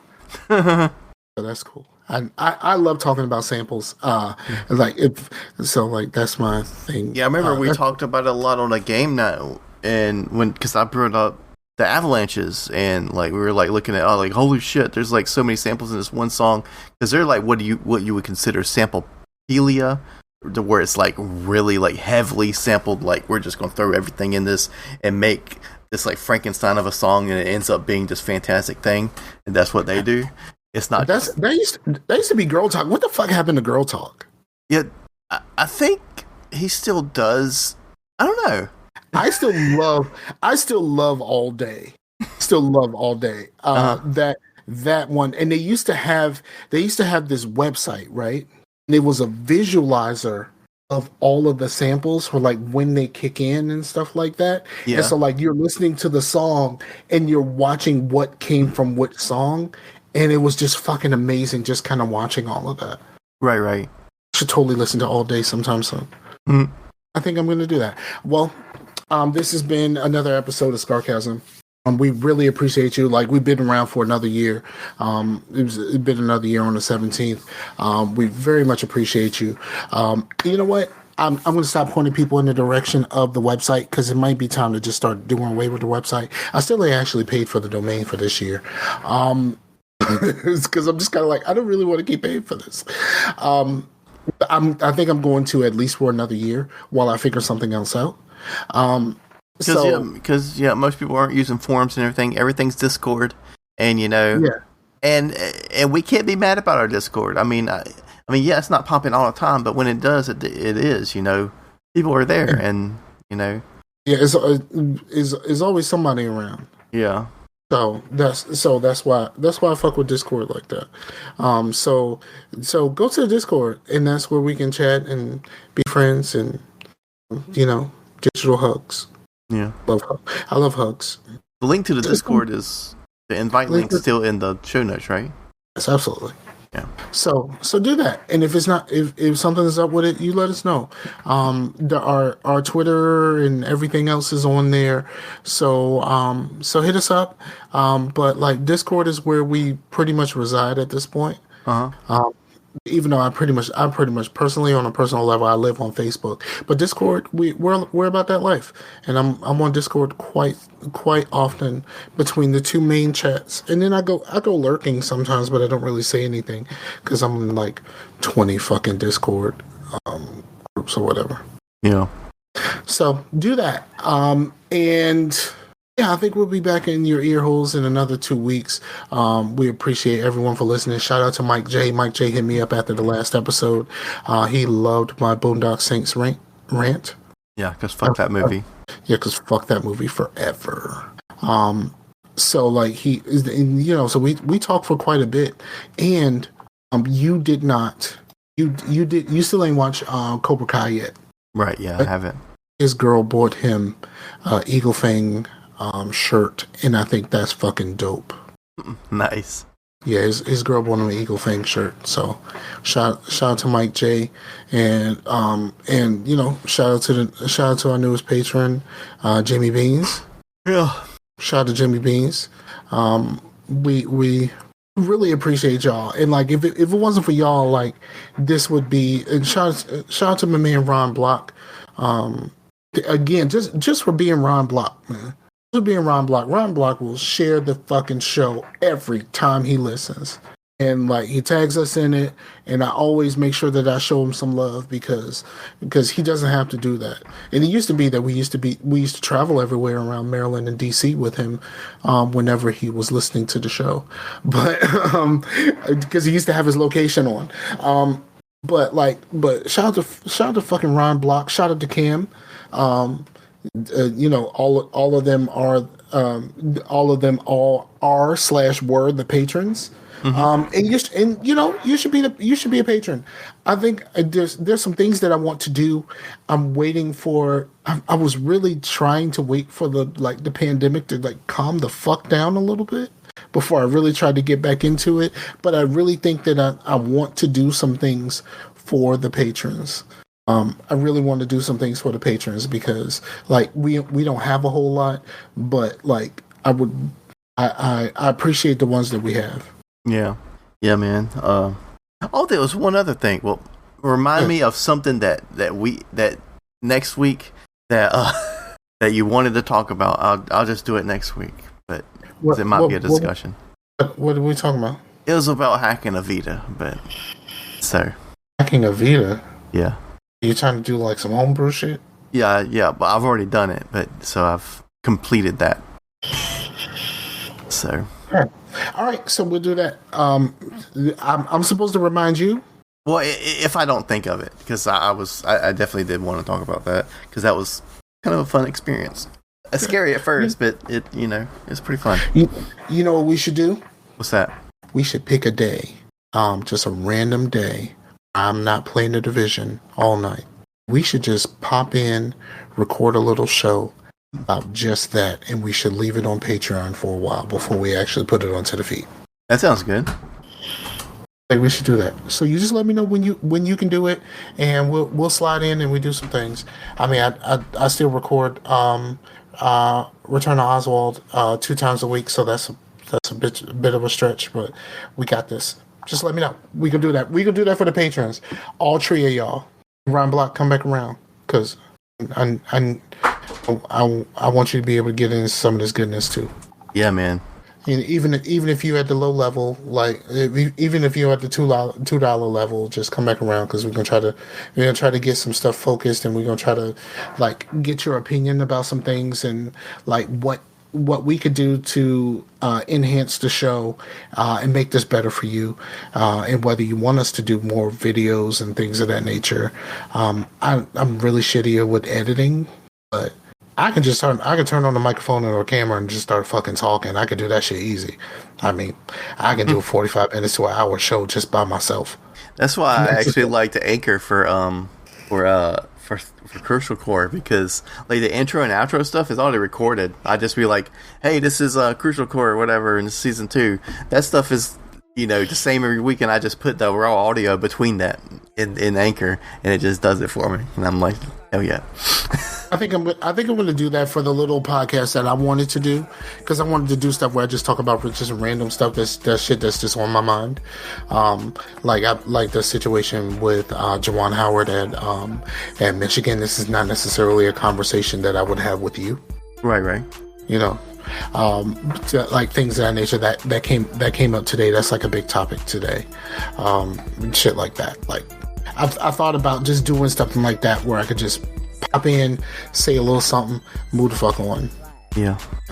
So, all right, thank you. Peace out to the Warriors. We appreciate y'all again for the millionth time. We appreciate y'all, and we'll be back in your ear holes in 2 weeks. Unless you're a patron, we're gonna try to get something in about a week or so. We're gonna talk about home brewing Vita. Talk to the Warriors, yo. Yeah. Later.